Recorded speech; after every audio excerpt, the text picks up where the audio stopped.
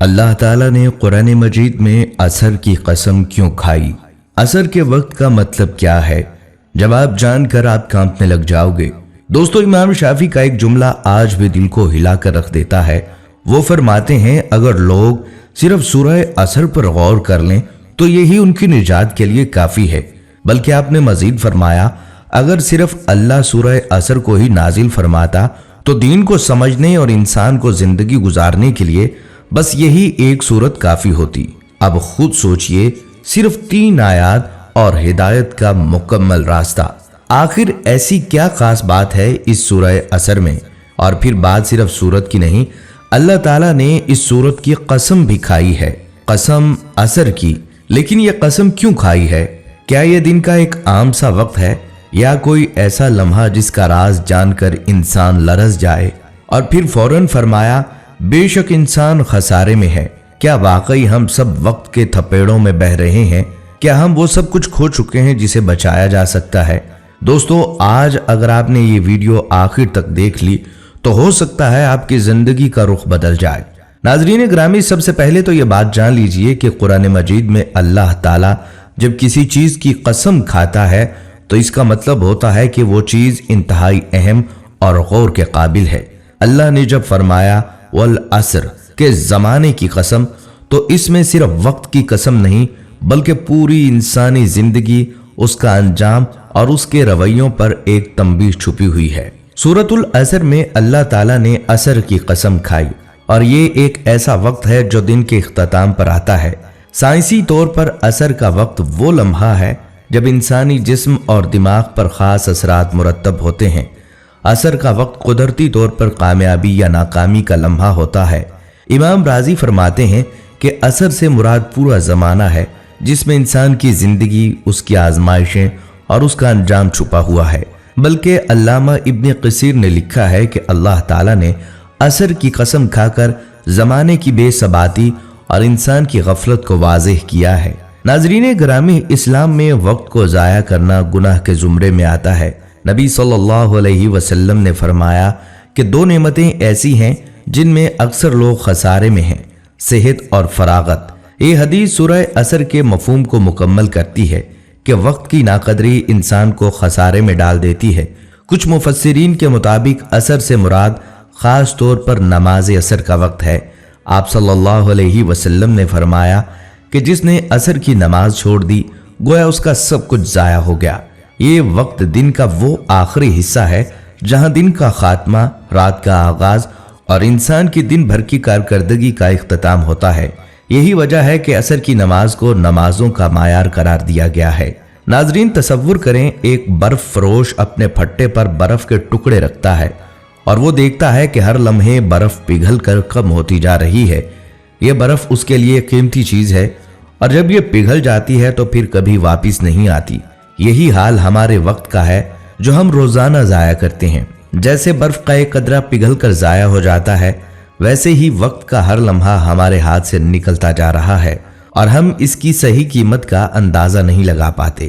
اب آپ اللہ تعالیٰ کی قسم کھانے کے عمل پر غور کریں۔ اللہ تعالیٰ نے سورہ عصر میں وقت کی قسم کھائی ہے، اور یہ قسم اس بات کی نشاندہی کرتی ہے وقت کتنی قیمتی چیز ہے۔ اللہ کی قسم اٹھانے کا مقصد یہ نہیں کہ اللہ اپنی بات کا یقین دلانا چاہتا ہے۔ ہم جانتے ہیں کہ اللہ تعالیٰ کی ہر بات سچی ہے اور کسی قسم کی تصدیق کی ضرورت نہیں۔ اللہ جب کسی چیز کی قسم کھاتے ہیں تو اس کا مقصد اس چیز کی عظمت اور اہمیت کو اجاگر کرنا ہوتا ہے۔ اللہ کی قسموں کا مقصد ہمیں ان چیزوں کی قدر سکھانا ہوتا ہے جو ہماری زندگی میں اہم ہیں۔ اگر ہم ایک عام انسان کی قسم اٹھانے کی بات کریں تو وہ اپنی بات کی سچائی ثابت کرنے کے لیے قسم اٹھاتا ہے تاکہ دوسرے اس کی بات پر یقین کر سکیں۔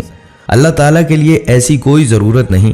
اللہ کی باتیں تو ہمیشہ سچی اور حق ہوتی ہیں اور انہیں کسی قسم کی تصدیق کی ضرورت نہیں۔ لیکن پھر بھی اللہ تعالیٰ نے وقت کی قسم کھائی، اور اس کا مقصد صرف یہ ہے کہ ہمیں یہ احساس دلایا جا سکے کہ وقت کی قیمت کتنی زیادہ ہے اور ہم اس قیمتی چیز کو ضائع کر رہے ہیں۔ یعنی اللہ تعالیٰ نے قسم اٹھا کر یہی واضح کیا ہے جو لوگ اپنا وقت ضائع کرتے ہیں وہ حقیقت میں خسارے میں ہیں۔ وقت اتنی بڑی قیمتی چیز ہے کہ اس کی قدر نہ کرنے والے ہمیشہ نقصان اٹھائیں گے۔ बल्कि इस सूरह असर की दूसरी आयत में अल्लाह ताला ने खुद फरमाया कि इंसान खसारे में है। तो ये कौन सा खसारा है? आप सब दिल के कान खोल कर सुनिए। हजरत अब्दुल्ला बिन हुसैन फरमाते हैं, जब सहाबा इकराम आपस में मिलते तो उस वक्त तक जुदा ना हो पाते जब तक एक दूसरे को सूरतुल असर ना सुना दें, क्योंकि वो जानते थे कि इस छोटी सी सूरत में पूरी जिंदगी का रास्ता छुपा हुआ है। ये उनके लिए क्या दहानी होती कि जिंदगी का वक्त बहुत कीमती है और अगर ईमान, नेक अमल, हक की बात और सब्र ना हो तो इंसान वाकई नुकसान में है। वो सूरत पढ़ते और गोया खुद से वादा करते कि हम अपने वक्त को ज़ाया नहीं होने देंगे, हम सच के साथ रहेंगे, हम नेकी करेंगे और हर हाल में सब्र करेंगे। यही वजह थी कि सहाबा इकराम के दिल एक जैसे धड़कते थे, उनका मिशन एक जैसा था और उनकी सोबत सिर्फ दुनियावी बातों के लिए नहीं बल्कि आखिरत की याद दहानी के लिए होती थी। नाजरीन, इंसान हमेशा अपनी अक्ल को सबसे बेहतर समझता है, मगर हकीकत में वो इतना नादान है कि शीरखार बच्चों से भी कम अक्ल होता है। जो वो कामयाबी के उसूल बनाता है वो शरीयत और फितरत के बिल्कुल बरक्स होते हैं। वो अपनी कामयाबी मालो दौलत, इज्जत और शोहरत, औलाद और सरमाया में समझता है और इसी पीछे अपनी जिंदगी ज़ाया करता है। अल्लाह ताला ने उसे तंबीह की है कि ये सब चीज़ें आर्जी और नुकसानदेह हैं। असल कामयाबी और हमेशा की खुशी इन 4 चीज़ों में है: ईमान, अच्छे आमाल, लोगों की भलाई की नसीहत और सब्र। यही कामयाबी के असली उसूल हैं। इनके बगैर जितने भी असूल हैं वो सिर्फ खसारे की तरफ ले जाते हैं। इमाम शाफी रहमतुल्लाह अलैह का वो जुमला, अगर लोग सिर्फ सूरतुल असर पर गौर करें तो यही इनके लिए काफ़ी है। महज ये एक राय नहीं बल्कि एक गहरी बसीरत है। क्यों? क्योंकि ये सूरत हमें एक मुकम्मल जिंदगी का नक्शा देती है। ईमान की बुनियाद से लेकर नेक अमल के सफ़र तक, हक की दावत के मैदान से सब्र के पहाड़ तक, हर चीज़ इसमें समो दी गई है।